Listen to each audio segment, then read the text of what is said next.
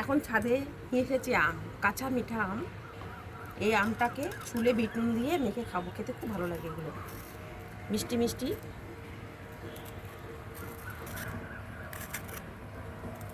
কি দারুণ গন্ধ বেরিয়েছে। হ্যাঁ,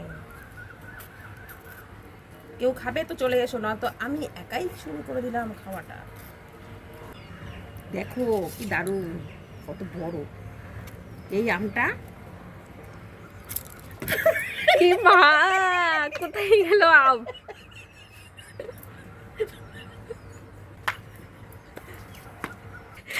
আম কোথায়?